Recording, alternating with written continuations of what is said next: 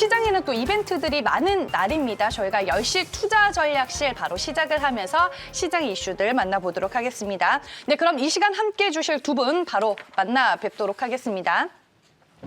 네, D&W 파트너스의 송동현 대표 그리고 DB금융투자 강남금융센터의 김병수 PB와 함께하겠습니다. 두 분 안녕하세요. 안녕하십니까.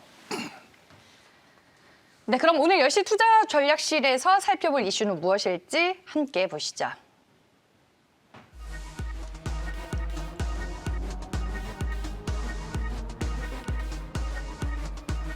네, 오늘은 SK바이오사이언스와 시약 바이오주들에 대한 얘기를 해보겠습니다. SK바이오사이언스의 따상 흐름, 시장이 예상했었던 부분입니다. SK바이오사이언스로만 쏠림 현상이 일어날지 아니면 그동안 주춤했었던 제약 바이오주들의 흐름을 바꿔놓을 좋은 계기가 될 수 있을지 두 분의 의견 이어서 확인해 보겠습니다. 네, 먼저 그러면 송동현 대표께 좀 여쭤보도록 할게요. SK바이오사이언스 따상, 시장이 예상했었던 부분이기는 한데 앞으로 과연 이 상승 랠리를 이어갈 수 있을지 많은 분들이 궁금해합니다. 하지만 예측과 전망이 또 한편으로는 어려운 영역이 아닐까 싶은데 SK바이오팜이 상장과 함께 그 당시에 따상 상승을 기록했었나요? 그렇죠. 이제 네. 그 당시에는 이제 배약 바이오 섹터뿐만이 아니고 이제 전반적인 유동성이 좀 강한 그런 흐름들이 나와주고 있는 상황이어서 SK 바이오팜 같은 경우도 좋은 상승 흐름이 나와줬다라고 볼 수가 있겠는데요. 다만 이제 사실 SK 바이오팜 같은 경우는 이제 유동성에 대한 그런 부분 때문에 좀 기대가 되었던 이제 부분이지 SK 바이오사이언스처럼 좀 실적에 대한 흐름까지 반영된 흐름은 아니었다라고 봅니다. 근데 이제 지금은 사실 시장이 그렇게 강하지 않은 그런 상황에서 중소형주 강세 흐름이 나타나고 있고 그리고 개별적인 호재가 있는 종목군 위주의 수급이 강하게 쏠리는 모습들이 현재 나와주고 있는 상황이라서 SK 바이오사이언스 같은 경우도 상장이 되는 시점에서 사실 또 중소형 제약 바이오 섹터들의 흐름들이 또 좋았단 말입니다. 그러다 보니까 다행히 또 시장의 예측대로 SK 바이오사이언스가 현재 이제 16만 9천 원 상한가를 가는 흐름이 나타났다라고 볼 수가 있겠습니다. 다만 이제 16만 9천 원까지 지금 현재 간 상황이기 때문에 이제 다시 고평가 논란이 조금 있을 수는 있다라고 생각이 듭니다. 물론 그 여러 가지 호재들은 많은데 예를 들면 노바백스 이제 CMO 관련된 부분까지도 생각을 좀 해야 될 건 합니다. 하지만 이제 그 부분이 언제 반영이 될지는 좀 차후에 따라서 좀 다를 수도 있기 때문에 일단 시장 흐름을 좀 이제 봐야 되는데 제 생각은 지금 상한가를 갔기 때문에 다음 날도 좀 갈 수는 있다라고 보여지는데 네. 만약에 그렇게 된다면은 좀 매도의 관점에서 슬슬 분할 매도를 준비를 해야 되지 않을까라고 생각을 좀 하고 있고요. 전반적인 제약 바이오 섹터 흐름이 또 양호하기 때문에 갑자기 시세가 급격히 무너지거나 그런 흐름은 나오지 않을 것으로 일단 생각을 하고 있습니다. 그리고 이제 장외 가격이 일단은 제약 바이오 섹터가 그때 막 빠지고 있을 때 20만 원을 찍었다가 10만 원 중후반대까지 내려가는 걸로 제가 파악을 했는데 지금 다시 한번 제약 바이오 섹터가 상승하는 흐름이라서 평균적으로 보면은 약 20만 원에서 10만 원 후반대 정도로 장외 가격이라고 봤을 때는 현재 가격과 유사한 수준으로 현재 올라왔다라고 볼 수가 있겠죠. 자, 그렇기 때문에 이제는 계속적인 어떤 매수의 관점이 아니라 분할 매도의 관점으로 좀 볼 필요가 있지 않을까라고 바라보고 있고요. 일단은 추가적인 모멘텀들은 좀 시간이 더 지난 이후에 반영이 될 것 같다라고 좀 볼 수가 있겠습니다. 좀 긍정적으로 봐야 될 부분들은 또 아스트라제네카가 사실 유럽 쪽에서 말이 현재 많잖아요. 네. 혈전 문제도 생겼다고 하고 근데 이제 우리나라 입장에서는 이 부분이 문제가 되는 것이 없다라고 일단은 보고가 되고 있기 때문에 아스트라제네카에 대한 불확실성이 조금 해소된 그런 측면도 있습니다. 그래서 그 시세가 급격하게 빠질 가능성은 없다라고 보고 있고요. 추가적으로 제가 말씀을 드려봤던 이 노바백스 관련된 이 항원 항체 관련 백신 이 부분이 또 추가적인 모멘텀으로 나올 수가 있습니다. 하반기에 아마 임상 3상에 들어갈 것으로 보여지는데 이 부분을 이제 위탁 생산에 대한 계약을 체결을 한 상황이기 때문에 실적으로 시간이 지나면 연결될 가능성이 높겠죠. 근데 이 부분은 앞서 말씀을 드린 대로 현재 시점에서는 반영이 안 될 수도 있기 때문에 일단 주의가 필요하다. 이렇게까지 좀 정리를 해보도록 하겠습니다. 결국 SK바이오 바이오사이언스 같은 경우에는 공모주를 받으신 분들의 영역이군요. 아무래도 이제 공모를 받으신 분들이 훨씬 유리할 수밖에 없고 지금은 뭐 살 수도 없죠. 지금 가격에서 이미 상한가가 네. 들어갔기 때문에 그래서 역시나 보유자 영역에 들어간 상황이다라고 볼 수가 있겠습니다. 네, 알겠습니다. 뭐 추가적인 상승이 내일 더 나올 수는 있지만 상한가가 풀리는 시점은 오히려 차익 실현 기회로 삼아야 된다라고 보시는 것 같습니다. 저희가 오늘 SK바이오사이언스의 상장과 함께 제약 바이오주들에 대한 얘기를 나누고 있는데요. 두 분의 의견 바로 확인해 보겠습니다.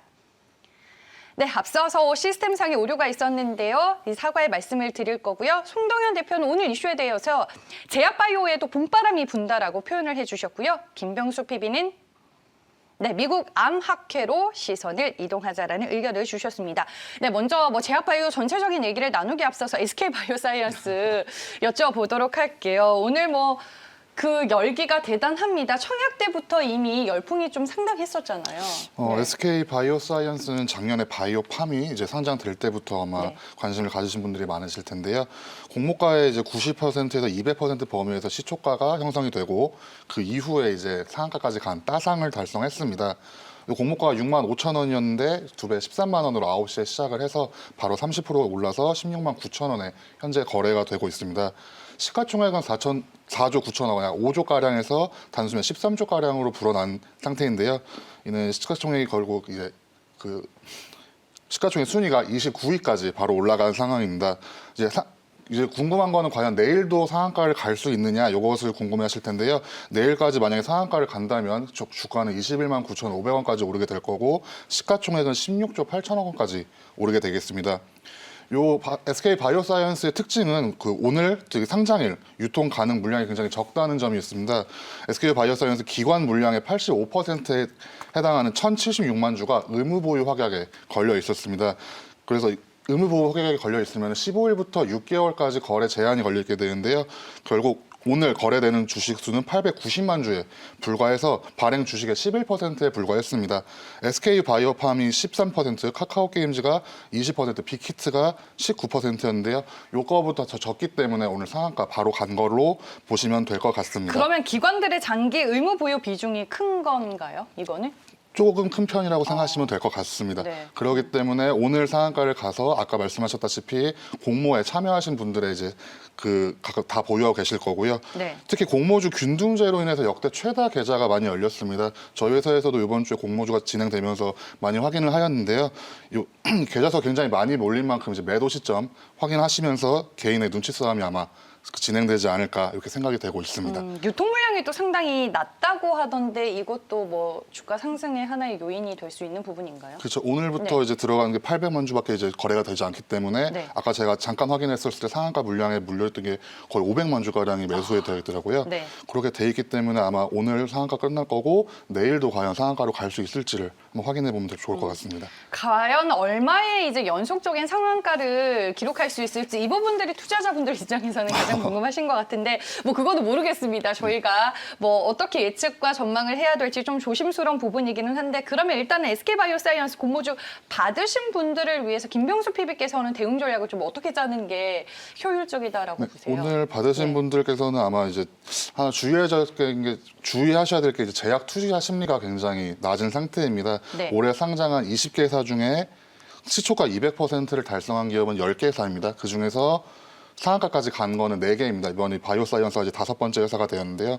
지난해 말 14,000포인트까지 높게 올랐던 이제 코스피 제약 지수가 11,000포인트까지로 떨어졌기 때문에 이 투자 심리를 확인하시면서 바이오사이언스 호재를 확인하시면서 분할매도 전략으로 접근하시는 거를 추천드리겠습니다. 네, 알겠습니다. SK바이오사이언스의 따상 기록과 함께 제약 바이오주 얘기를 이어가고 있습니다. 오늘 이제 송동현 대표는 제약 바이오주들에게도 봄바람이 불 수 있다라고 의견을 주셨는데 최근 제약 바이오 내에서 어떤 이슈가 좀 있을까요? 근데 정문당 그룹주들 때문에 오늘 또 투자 심리가 상당히 안 좋은 것 같기도 하고요. 네, 일단은 뭐 봄바람이 분다라고 일단은 얘기를 네. 드린 이유는 일단은 워낙 투심이 안 좋았다가 최근 들어서 회복되는 그런 움직임들이 나타나고 있기 때문입니다. 지금 이제 중소형주 장세로 좀 넘어가는 그런 흐름 안에서 제약바이오 섹터가 지수 대비 상당히 강한 모습들을 많이 보여주고 있는 것이 현 시장의 특징이기 때문에 일단 관심을 가져야 되되, 근데 그렇게 뭐 제약바이오 섹터가 아주 강한 모습은 아니고요. 좀 특징적인 부분들, 그리고 개별 호재가 있거나 아니면 실적이 좀 좋아지는 이런 특징적인 종목들 위주로의 흐름이 현상들이 나타나고 있다는 것을 좀 참고를 하시면 좋을 것 같고요.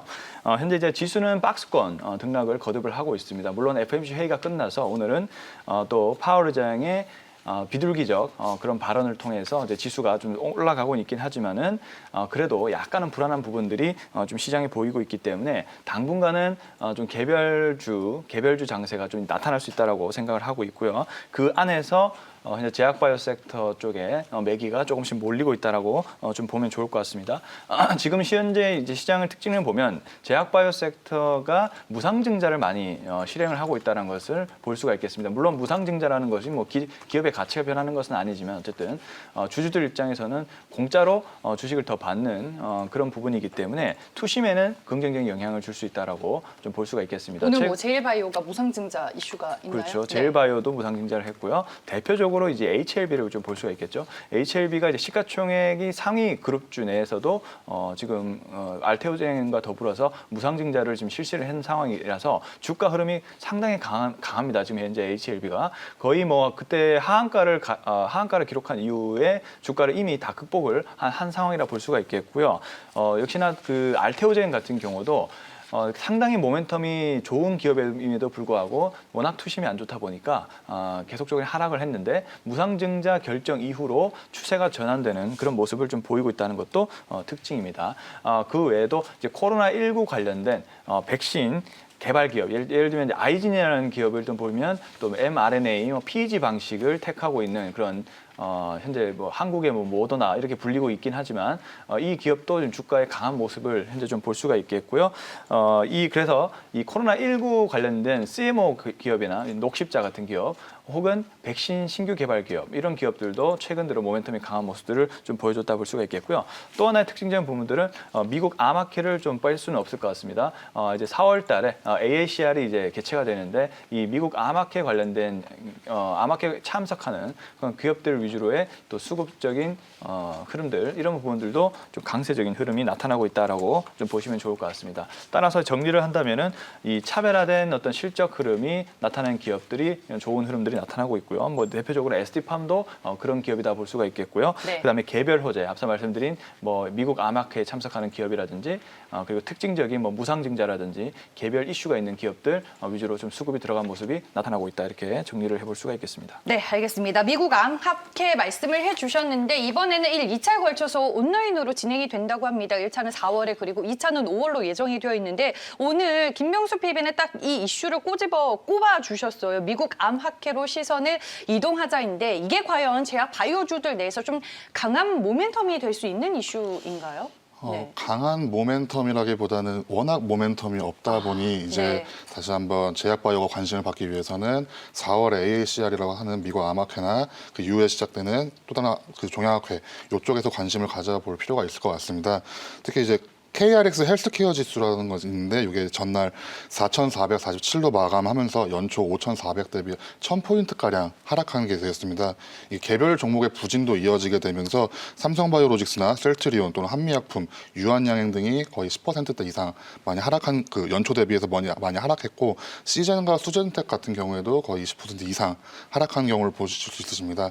이렇게 모멘텀이 약하기 때문에 제약바이오주가 그 대장주라고 표현할 수 있는 이런 대장주들의 성장한 모멘텀이 조금 부족하고 또 요새 말씀드리기 좀 어렵겠지만 일부 업체들이 이제 조금 뭐 일탈이라고 표현할 수 있을까요? 허위 공시나 불법 제조 등 악재가 조금 있었습니다. 네네.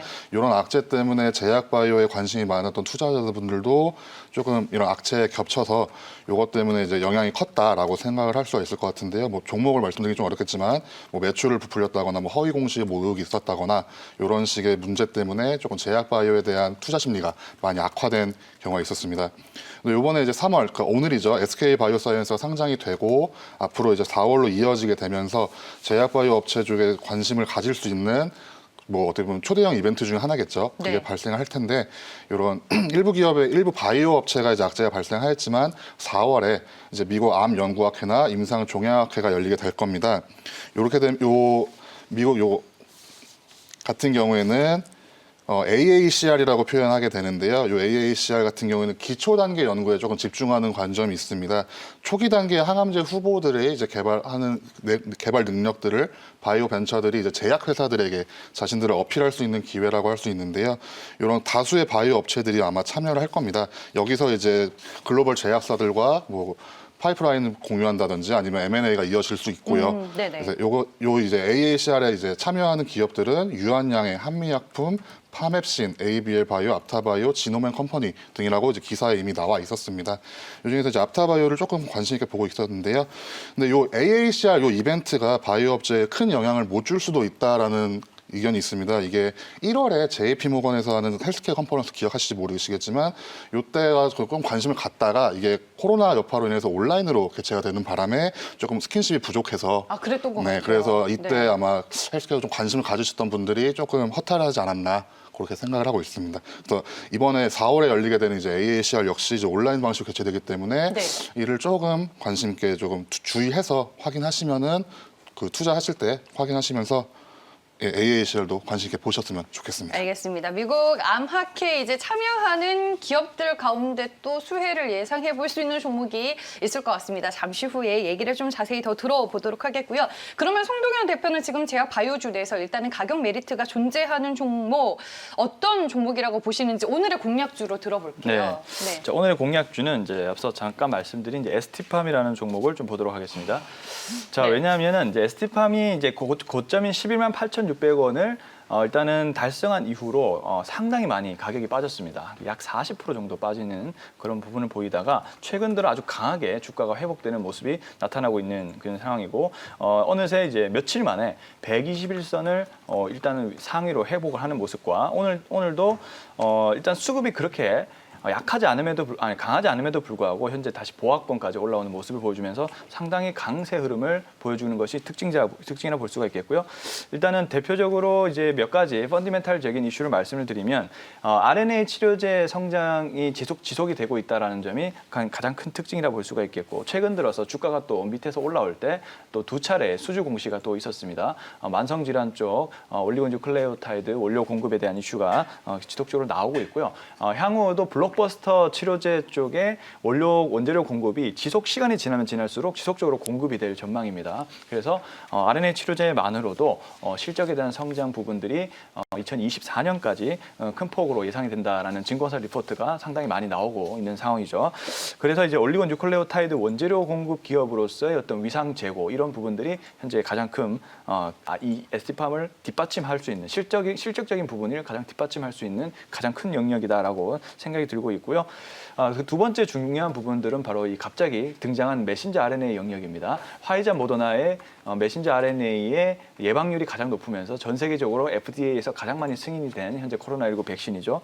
그래서 이제 화이자 모더나의 메신저 RNA 시장이 개화가 됨으로써 ST팜은 3년 전부터 이제 메신저 RNA를 준비를 했다라고 하죠. 최근도 또 기사를 보시면 자체 또 LNP 전달 체계 기술을 국산화를 통해서 현재 특허 출원을 완료를 한 상황이고 그리고 자체적으로 분자 안정화 기술인데 메신저 RNA가 어려운 점이 바로 분자 구조를 유지하기가 어렵다는 점인데 그래서 이제 화이자 같은 경우는 영하 70도 이상에서 보관을 하게 되는 것이죠. 근데 이 부분들을 조금씩 가지고 있습니다. 분자 안정화 기술을 가지고 있는 5 캐핑 기술이라든지 또 LNP 기술까지 나오면서 네. 현재 차별화된 기술력을 보유하고 있고 차후에 mRNA CDMO 쪽으로도 수주가 기대된다라고 볼 수가 있겠습니다. 그 외에도 상반기 내 에이즈 임상 치료, 완치기 전에 치료제가 현재 임상 데이터가 나올 예정이고 하반기에는 세계 최초 경구용 대장암 치료제까지 현재 기대가 되는 상황이다. 이렇게 정리를 해볼 수가 있겠습니다. 네, 최근에 말씀해 주셨다시피 그래도 반등이 조금 나와주고 있는 상황입니다. 가격 전략 들어볼게요. 네, 현재 87,300원까지 현재 가격이 좀 올랐는데 87,300원에 매수 의견 드려보겠고 1차 목표가는 현재 15만 원 정도 생각하고 있습니다. 그리고 손절 가격을 6만 원 잡고 대응해 보도록 하겠습니다. 목표 주가가 상당히 높네요. 일단은 네. RNA 치료제뿐만 아니라 메신저 RNA의 현재 캐파와 플러스 그다음에 추가 캐파를 지금 증설하고 있기 때문에 또 이 부분이 그 단가가 굉장히 셉니다. 1mg당 1,500불 정도가 책정이 되고 있기 때문에 물론 대량 생산 체제가 가게 되면 조금 다운되긴 하겠지만 그래도 네. 실적적인 부분들이 큰 폭으로 실현할 수 있다 이렇게 보고 있습니다. 네, 알겠습니다. ST팜 목표 주가 15만 원에 대한 얘기까지 들어봤습니다. 김병수 PB 오늘의 공략주 뭘까요? 네, 저는 오늘 네. 아까 말씀드린 앞타바이오를 좀 살짝 가지고 언급하셨죠. 왔었습니다. 예. 네. 4월에 이제 AACR에 나와서 급성 백혈병 치료제에 대한 임상 일상 설계 디자인을 소개하게 될 겁니다. 요거와 함께 이제 지금 유럽에서 진행되고 있는 건 당뇨병 신증이라는 그 질병에 대한 치료제가 진행이 되고 있는데요. 이 당뇨병성 신증은 당뇨병을 갖고 있는 60세 이상 환자들 중에 75%가 시달리는 질병 중에 하나입니다. 당뇨병 환자가 증가하고 있고 이에 당뇨병성 신증 환자도 꾸준히 증가하고 있는데 이에 대해서 허가받은 치료약은 아직 없는 상태입니다. 그래서 신약에 대한 수요가 굉장히 큰 상태에서 지금 유럽에서 임상 2상이 진행되고 있기 때문에 앞타바이오에 대한 관심을 좀 가져보시면 좋을 것 같고 추가로 만약에 이 APX115 요 신증 치료제 인데 이게 임상 단계에서 파이프라인을 가지고 기술 수출을 한다면은 앞타바이오의 첫 사례가 되겠습니다. 그러니까 임상 단계에서 파이프라인 기술 이전은 비임상 단계에서 기술 이전하는 것과는 조금 의미가 더 크기 때문에 이쪽에서도 앞타바이오에 한번 관심을 가져보면 좋으실 것 같고 추가로 마지막으로 코로나19 치료제까지도 개발을 하고 있습니다. 미국에서 임상 2상 승인을 기다리고 있고 빠르면 이달 내로 결과가 나온다고 하고 있기 때문에 앞타바이오에 대해서도 관심을 좀 갖고 좀 시장에서 대응하시면서 보시면 좋을 것 같습니다. 가격 전략 어떻게 보세요? 어제 종가 기준으로 말씀을 드리고 싶습니다. 56,800원, 그러니까 오늘은 좀 300원 정도 빠져서 56,500원 정도에 거래되고 있는데 56,800원 언더에서 매수 들어가셔서 목표가는 71,000원 이상, 손절가는 좀 타이트하게 49,000원 정도로 잡아서 말씀을 드리고 싶습니다. 네, 지금 56,700원, 500원 사이에서 거래가 되고 있으니까 현재가 매수 가능하겠네요. 목표 주가는 71,000원입니다. 네, 이렇게 해서 개인 투자자분들이 또 가장 많은 관심을 가지고 있는 섹터 중에 하나인 제약 바이오주들에 대한 얘기 오늘 두 분과 풀어봤고요. 오늘 말씀 여기까지 듣겠습니다. 고맙습니다. 네.